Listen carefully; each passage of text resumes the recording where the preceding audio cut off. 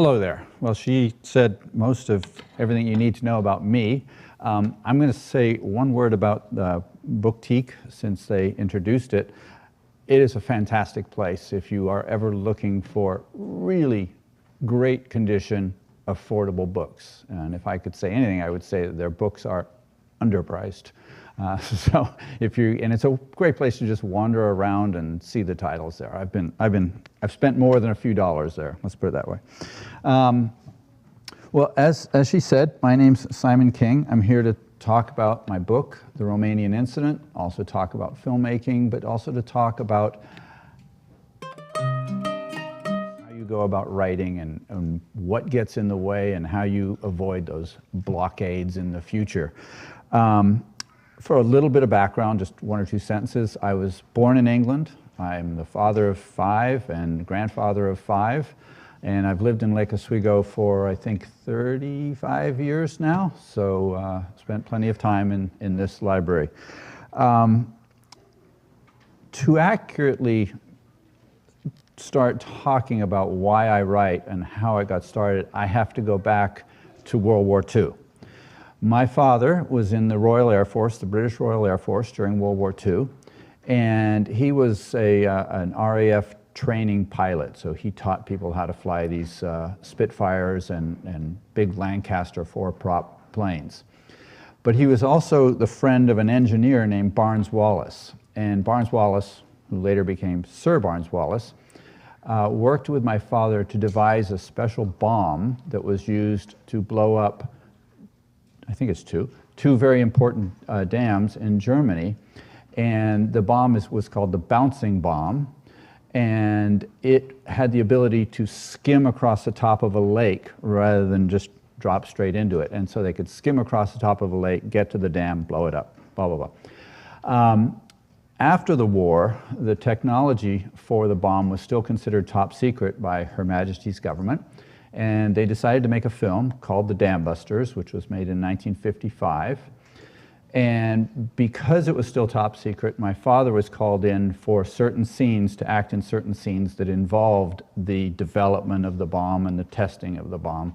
So it's sort of cool. I still see my dad on TV at 3 in the morning on channel who knows what. It was a very good film. It's considered actually in the top 25 films of British broadcasting. That ability, that event of my father being in films is what I like to say is what got me started in telling tales and writing and being involved with films.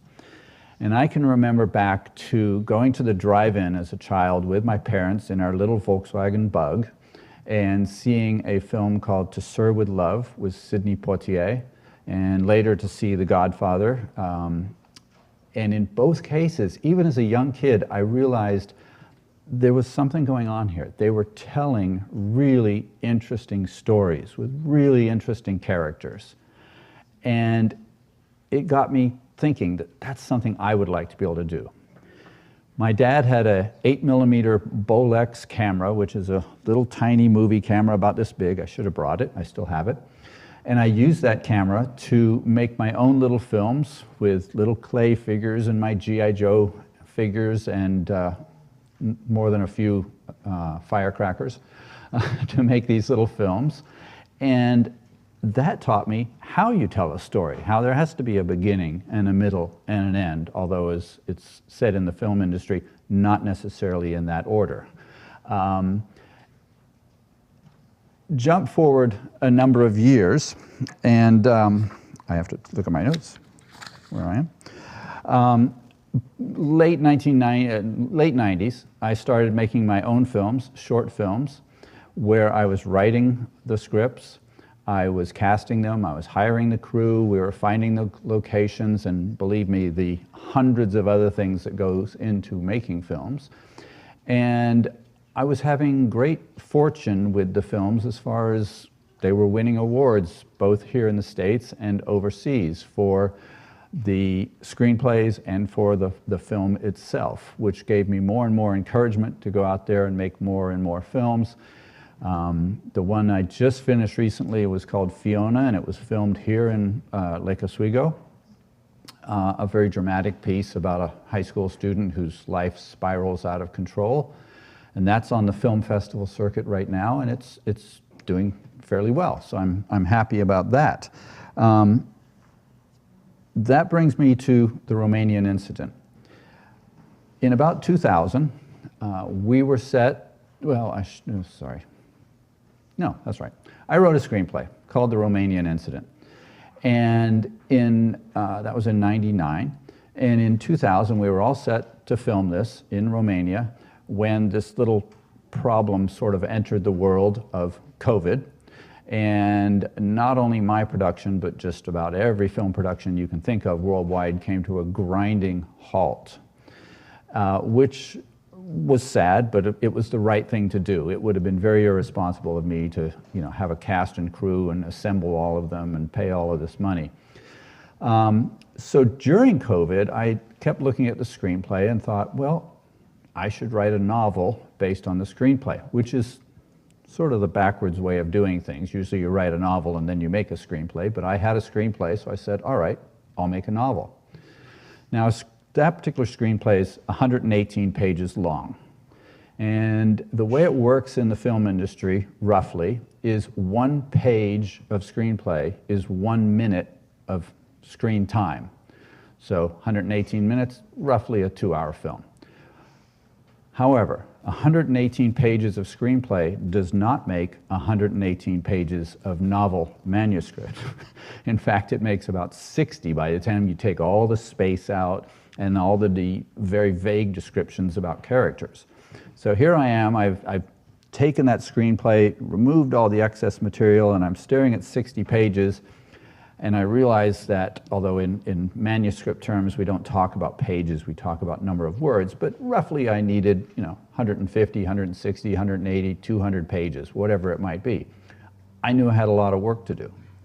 But I also knew that when you write a screenplay, you might say something like, Sally enters the room and picks up a book. Well, when you write a novel, we get to describe what Sally's wearing, how fast she's walking, how warm is the room, is the light entering the room, what book is she picking up, what is she doing with the book, does she put it back down? So what might have been 1 sentence of action in a screenplay becomes 2 or 3 pages of writing in a novel's manuscript. So it becomes very easy, if you're willing to put in the work, it becomes very easy to expand a screenplay out. And that's exactly what I did over several months. And then the important part came, which was editing. You can't just write a novel or a manuscript and say, boom, I'm done, here it is, send it out to the world. The hard part comes along, which is editing that manuscript.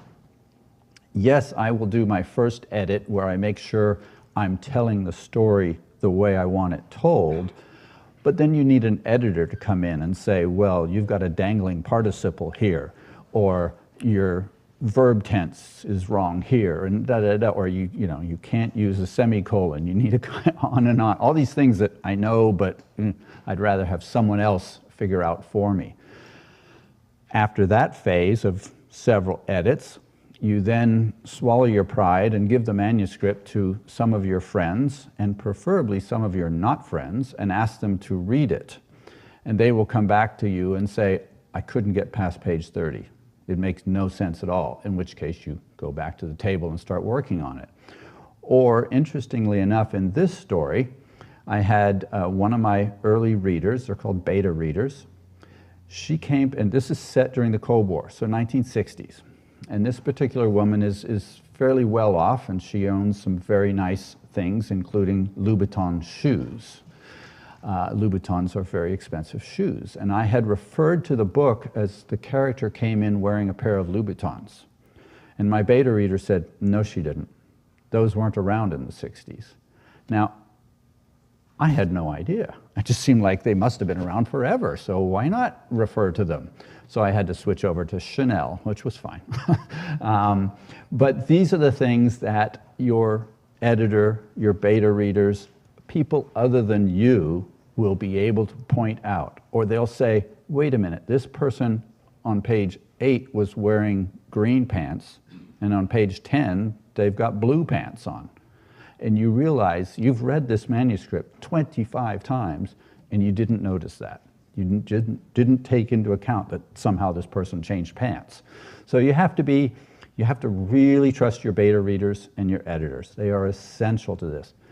My father used to say, anyone who acts as their own lawyer in a courtroom has a fool for a client. The same applies to writing, I would say. Anyone who thinks they can edit their own work is not being truthful to themselves. They will not end up with the best possible outcome.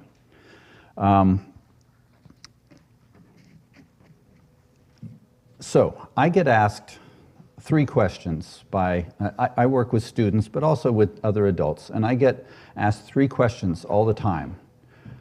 I don't know what to write about. Where do you get your ideas from? Or how do I start?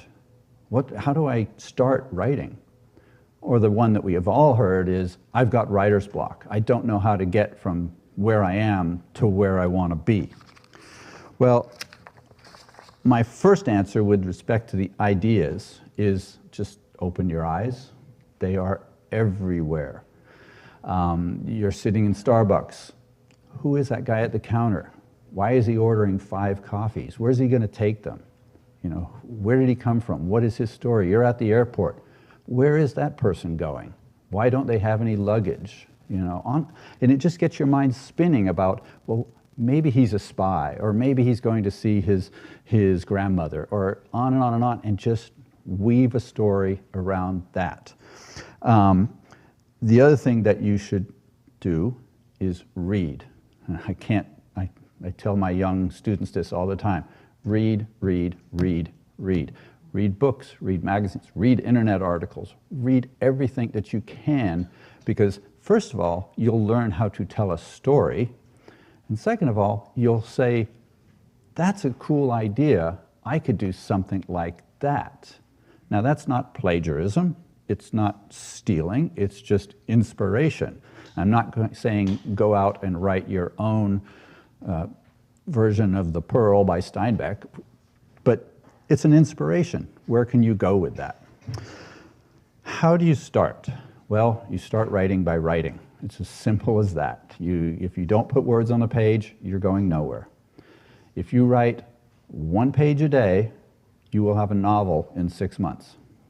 It may not be great, in fact it won't be. It'll be full of mistakes, it'll be full of punctuation errors, it'll make no sense at all, but at least you have a manuscript. If you write 1 paragraph a day, in a year, you're done. You have a novel. And as soon as you write a novel, you are a novelist. Just like that, you've got a title. It's like as soon as you make a movie, you're a movie maker.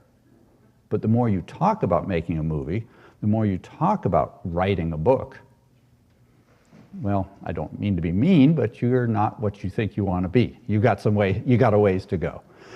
Don't let anything get in your way. I remember talking to a lady in New Seasons, and she said, well, I have my master's degree and my bachelor's degree in writing and creative writing, but I just don't have the time. And I gave her a pen, and I said, here's a pen, there's a piece of paper, write something. Just write it. Go home tonight, and instead of watching TV for an hour, watch TV for 45 minutes and spend 15 minutes writing. Just do it. We all find excuses as to why we can't do this and why we can't do that. Don't let anything get in your way. It's better to write something than to wish you had written something.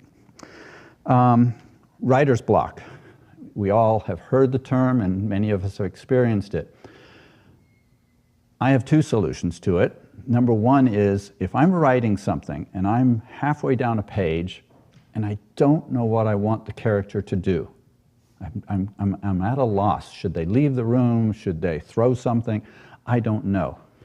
But I know what I want them to do in 5 minutes from now, so I just put a big question mark on the page and I jump down to the next page and I start writing again. And then maybe 2 or 3 pages later, I'll say, I know, they should do this. And I jump back to that question mark and I fill it in. So don't let the lack of an idea just bring a grinding halt to everything. Just come back to it later.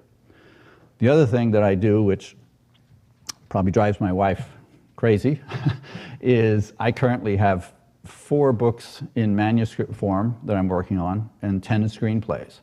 So if any one of those I get stuck on, I just go, all right, put that over there for a while and I'll go work on this one. And a couple of days later I'll go, oh, I know how to solve that problem. And I go back to the first manuscript or whatever it is. I may also get bored with what I'm writing because I'm just like, oh, it's dragging on. I can't figure out how to make this work. Well, rather than be bored with your own writing, why not do something else? Write something else, or go work in your garden, or take a walk, and maybe something will come to you, or maybe it'll come to you in a week. The nice thing as an author, for the most part, you're not held to any deadlines except your own personal deadlines. I can tell myself, for instance, I have a young adult title that is going to be published around Christmas time. I know when I need to get it finished, and I know I have plenty of time, but I have to make sure I do something. Otherwise, I'm going to get to that time and go, oh no, how am I going to meet this deadline? So you have to make your own deadlines and stick to them, but luckily no one is telling you, get it done today, type of thing.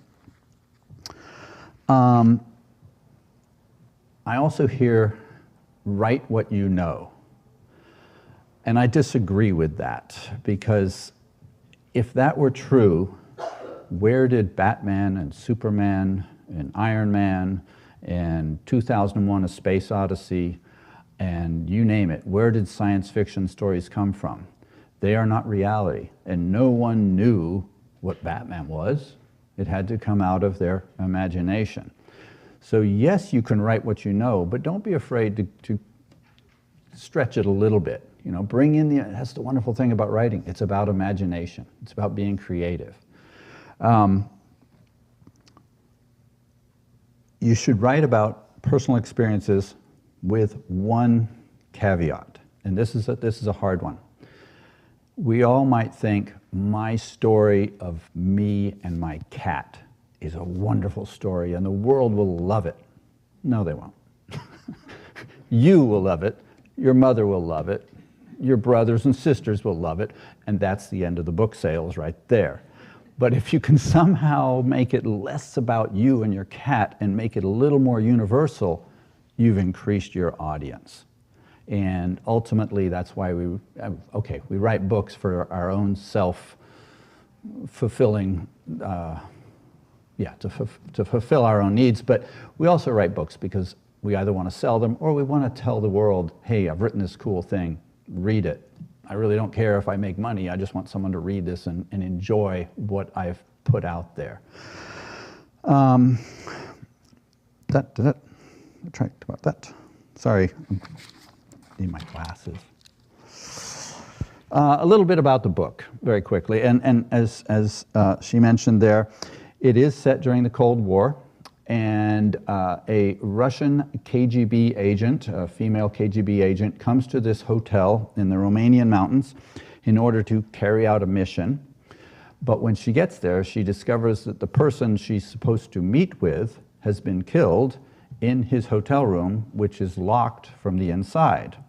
So now the question is, who did it? How did they do it? Why did they do it? And because it's winter in the Romanian mountains, there's only half a dozen people staying at this hotel. So we've got a very limited cast of who the bad guy is. And it's up to her to interview all these people and track down what might have gone on and how they might have done it. And I had what I consider to be the highest of praise when one reviewer said, it's very much like an Agatha Christie story. And I thought, I'm good with that. If I can write like Agatha Christie, I'm pretty darn happy. The other thing that I like to do when I hear people have the book is I say, send me an email if you figure out who did it. Not when the book's over, but if you get to 75% of the way through and you think you know who did it, let me know. And out of all the people, and there's been quite a few who I've tasked with this, only one person got it right. which I like to take as a little pat on my back that I must have told a pretty good story. And immediately when they do get to that moment where it's all pulled apart and the killer is revealed, they're like, "You're right, it had to be them." Da da da. That's a very nice feeling to have from readers. I'm working on a sequel to this right now called The British Affair, with the same lead character, obviously in England this time.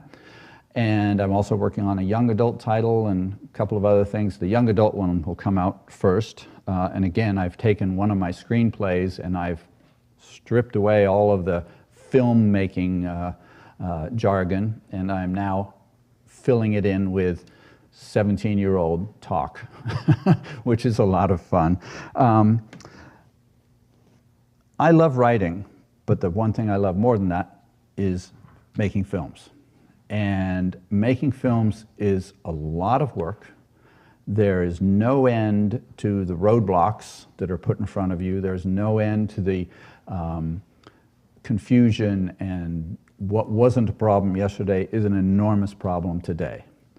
And whereas writing is singular, it's me sitting down, computer, done. Filmmaking is 25, 50, 100 people who are all looking at you to say, well, what do we do now? What's the plan here? And where's my check? They always want to know where the check is. Filmmaking is broken down into 3 parts. Pre-production, which is where you write a script or you obtain a script, you buy it from someone, you cast the characters with talent, you hire crews, you find locations, lots of legal work with lawyers to make sure that you're not accidentally putting a Coke bottle in there without getting permission from Coca-Cola, and if you are getting permission, are they paying you to put it in there? And if they're not paying you, are you using it in a bad way? You don't want to kill somebody with a Coca-Cola bottle. On and on and on. For instance, Apple Computer will gladly give you iPhones for your films, as long as the bad guy doesn't use an iPhone. The bad guy has to use an Android. So, very interesting little marketing piece there. After pre-production comes the sexy part, if you will, the part we all think about when we think about making films, production. And this is where you gather up all those people and you take them to a location, and there's lights being set up and cameras being moved around, and things called grips, people called grips, who are moving tripods and moving dollies, which are these movable platforms for the camera. All of this is happening and it looks like organized bedlam. I love it. I love it because it's just, once again, you see everyone working together to solve a problem. It is and can be very mind-numbing because you'll see 2 hours taking place. 2 hours will go by and nothing will happen. And then we'll call cast, the cast of the set, and they'll come out. They'll act for 3 minutes and then they're gone while you move the cameras again for another 2 hours. And so there's a lot of sitting around. And I always tell my actors, please bring a book, please bring something to do because you're going to be sitting around a lot. And in Hollywood, they may only film 1 or 2 pages a day of a 120-page script. That's why films take so long, because of all the setup, especially if you have action things going on. If you've got a car chase, you'll be lucky to get a page a day. If it's an independent film, which is what I work on, we try and push more for 6 or 7 pages a day, simply because money. It takes money to have people stand around. So the less they stand around, the faster you could film, the better off you are. After production comes post-production, which seems to make sense. This is the most time-consuming portion of the process. This is being in the editing suite, deciding which scenes to use. Wow, that one's out of focus. I can't see that person's face. This one, the dialogue is all wrong. Or the lights are wrong. Oh, can't use that. Okay, we've got that scene, great. Now we find another scene, now another shot. And you piece all these little pieces together into hopefully an hour, hour and a half, 2 hour film.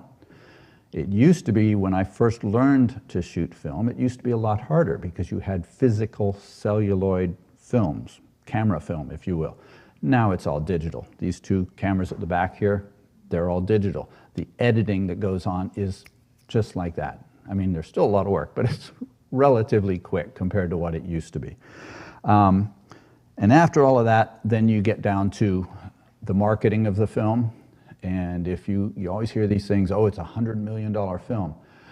And naively you say, well, wow, it made $125 million at the box office, so they made $25 million. Nope. It was a $100 million film that they spent another $100 million on to market it. So it doesn't make money until it's $250 million. It's crazy. It's crazy. For the Romanian Incident, the investors that I was working with a short while ago, they took my budget and they said, oh, we love the script. These are some folks out of Netherlands. And they said, we love it, we love it, we love it. We need you to increase the budget. And I said, what? We want a bigger budget. And I said, okay. Went back to the budgets, we did all the work, gave them a new budget, and they said, no, no, no, make it more. So it went from being about a $4 million to $35 million budget because they wanted to hire an A-list actor at $20 or $25 million. And I said, this is ridiculous. We're going to give one person 80% of the budget, and I still only have $4 or $5 million to shoot it with. So I haven't advanced the project at all. Personally, I would rather work with young talent or relatively unknown talent, still pay them, but be able to make something for less money, everyone gets paid, and you don't have to make $200 million at the box office in order to call it a success. That's about all I wanted to say. I am very open to questions of any, whether it be about writing or books or publishing or filmmaking, as I love. But regardless, I thank you all for coming out this evening. It's wonderful. Any questions? Emphasized the imagination when you talked about, writing a novel. So, for example, with this book, The Romanian Incident, do you do research despite the imagination, including the imagination? Do you do research about the area, the setting, or? Absolutely. And two quick stories on that. Number one, with the Romanian Incident, it is set in Romania during the Cold War, so it was still communist. And I took certain liberties when telling the tale that my wife, who grew up in communist Russia, would say, no, no one in communist Russia would have Louboutins. Just wouldn't happen. They wouldn't be staying in this hotel. They couldn't do that. They didn't have, and I'm like, I understand, but it's a novel. We get to pretend a little bit. Now, I'm not saying I stretched it beyond all belief, but for the average or even 99% of the readers, no one will notice. But my wife, of course, would notice exactly that thing right there is not right. And that's fine. I understand that. The other thing I was going to say is one of the projects I'm working on, which I know is going to take me 2, if not more, years to write, is about a battle in World War II in a place in Italy called Monte Cassino, which went on for many, many months. Thousands of soldiers were killed there, all to try and take this one little hill. Sitting on top of the hill was a monastery.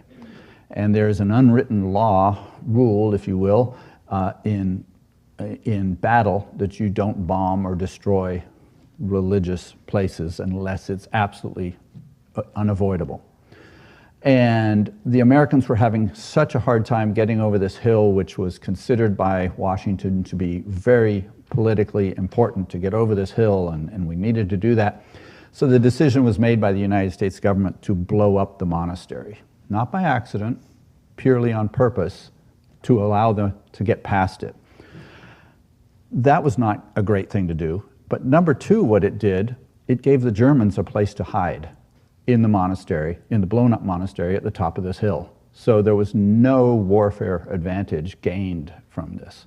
So to get back to your question, a lot of research, because I don't want to write a World War II epic that just comes out of my imagination. Because there's plenty of people who will go, nope, didn't happen that way, can't happen. So, yeah, any other questions? Because I see someone standing here warning me probably about time. No? Okay. Yes, sir. The area that the incident took place, was that previously in a Hungarian part of Transylvania, and then after World War I it became Romania? No. I said this, I'm trying to remember the name of the mountain range. It's in the first few pages of the book, but it was in Romania proper during World War II. I can't dredge that out of my mind right now. But you're going to be filming it in Hungary? We're filming it in Hungary, and there's a reason for that. Whenever you film, whether it's in the United States, in, let's say, Georgia or Hollywood or whatever, the government will give you a certain incentive to film there. It might be a tax incentive, it might be a financial incentive. Romania had a 40% financial rebate. You spend $1 million, they write a check for $400,000 and hand it back to you. Wow, that's nice, we like that. Problem was, Romania has a very corrupt government even today. And there are people who have been waiting 3 to 4 years for these checks to come back from Romania. So no investor was interested in going to Romania. Hungary has I think it's a 37% rebate, and the turnaround is instantaneous. So it's hard to argue with that. The reason Washington State doesn't get a lot of feature films is they have a horrible incentive program.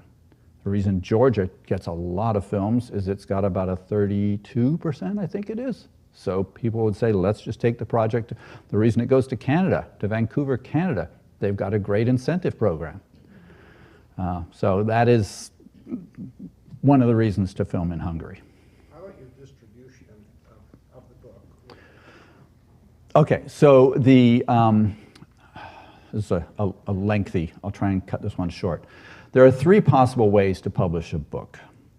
One is you get a major publisher who gives you a nice fat check to say, go out and write a book. Or you've given them a manuscript and they go, we love this manuscript, we want to sell it as under our title. In order to get a great publisher, you have to have a great agent. In order to get a great agent, you have to have a publisher who's worked with you before. So we can see there's a little bit of a catch-22 going on. And those deals are very far and few between. Sure, if you're, well, my last name is King, but if your first name is Stephen, then it's a bit easier. The other end of that spectrum are what are called vanity presses, where, and Book Baby is one of them, where they will help you publish your book, but they will charge you for the cover, they'll charge you for editing, they'll charge you for everything, and then they'll charge you to publish it, and then they'll charge you to distribute it. That's not publishing as I see it. In between, there are companies, the company I work with is Ingram, and Ingram is an enormous publisher. They don't charge me anything. I give them the manuscript. They either say, yes, we want it, or no, we don't want it. But they also don't pay me anything in advance.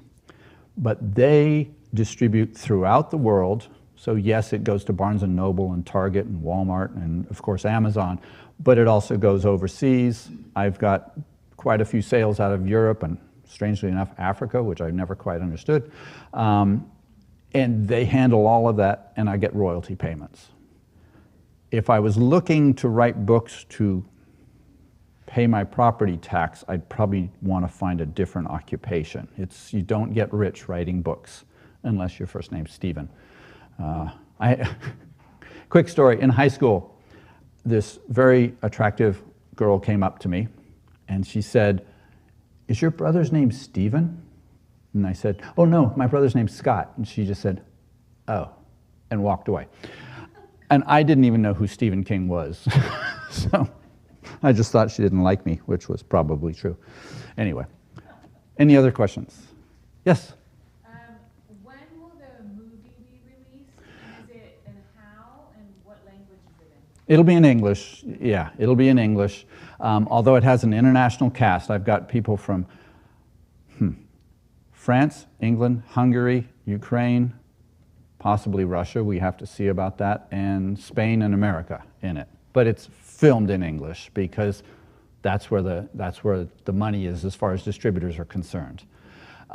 It will probably go to a streaming service because it's very difficult to get a theatrical release now unless you've got the word man in the title, like Iron Man, Spider-Man, Batman.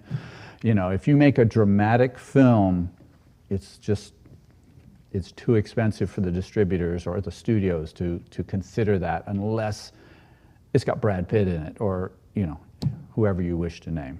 I mean, look at so many films now, they go straight to Netflix, Amazon, Apple, which is wonderful because we all get to see them. Horrible for the movie theaters. If you go to a movie theater, there's 3 people sitting there. So when can we look for it? That's always a good question. Let's say it films on the schedule, therefore it's completed by the end of this year. I would say August, September of 25.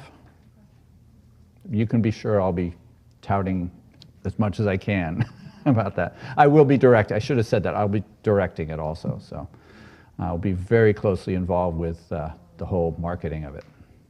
I like the idea of like a female spy main character because there are so many movies with male spy characters. This is intriguing. It's a female-born identity. Because, as I say, she's going to have the British affair, and then you could have the Milan incident, and that, you know, I can take this as far as I wanted to. And Hollywood and talent agencies around the world will tell you there's not enough good work for for actresses. There's cool roles if you're a guy. If you're a girl, you're the girlfriend. You're the wife. It's, you know, that's that. I'm sorry, am I going to? Okay. Anything else before I get kicked off the podium here? Yes? How did you get your first book published? Well, this is my first book. You already had made a name for yourself with the It helps. Although, I think what you're trying to say, as a writer, it helps. I think it was more of a help for me to feel confident that I could write a book. My wife is trying to write a children's book right now in both Russian and English, and I have to keep telling her, she's like, oh, I have to do this and I have to do that, and I go, no, you have to sit down and write. You need to write. You need to get this written and get it out there, because once you get it out there, it's an amazing feeling. It's like, I wrote a novel. How did that happen? I wish I had written it, and both my parents had passed away. I wish they had been around for them to see that. I think that would have made me very happy and them very proud, but oh well. So I think that's everything needs to be said. Another round of applause. Oh, I have a question. I have a question. Does anyone know what that is used for? And film people back there, you're not allowed to say. It's rubber, it's shaped like it comes from a film set. It's just a flexible T-shaped piece of material. So, when you have a whole bunch of actors, they need to know where to stand. It's called a T-mark. And so you'll see these, if you ever see behind the scenes stuff, and you look on the floor, you'll see these little crosses, and that's just so people know where to go and stop. Because the camera is assuming they're going to end right there. And if they end up over here, the camera's out of focus, and there you go. I probably just messed up his focus. But anyway, thank you very much. I understand there's some cookies and coffee, and my wife has some books back there if anyone's interested, and there we go.